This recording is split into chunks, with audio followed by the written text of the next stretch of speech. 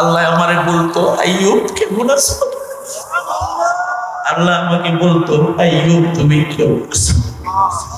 আমি তখন গায়ে কিরার কামড়, মুখের ভিতরে কিরার আক্রমণ, চোখের ভিতরে কানের ভিতরে কিরার আক্রমণ লইয়া আমার মাওলা যখন বলতো, আইয়ুব কেমন আছো?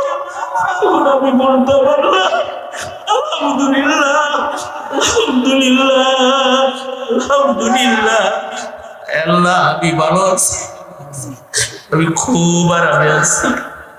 হযরত ইউসুফ আলাইহিস সালাম জেল থেকে বের হয়ে কয়, জেল হলো ইখতিবারুল আসদিকা, শামাতাতুল আ'দা, কুবুরুল আহইয়া, দারুল বালা। বন্ধু চিনা যায়, কারণ মুসিবতের সময় সব দূরে চলে যায়, একজন কাছে থাকে, একজন কাছে থাকে, একজন কাছে থাকে। কি মুসিবতের সময় কাছে থাকে কে? আরে মুমিনের আওয়াজে চিৎকার করে, ইমানের আওয়াজে বলেন, মুসিবতের সময় কাছে থাকে কে? মুসিবত দেয় কে? চিৎকার করে বলেন, মুসিবত দেয় কে?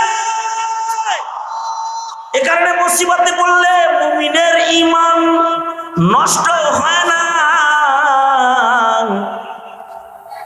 মনে করো যে জেলে ঢুকাইছো আর ঈমান গেছে।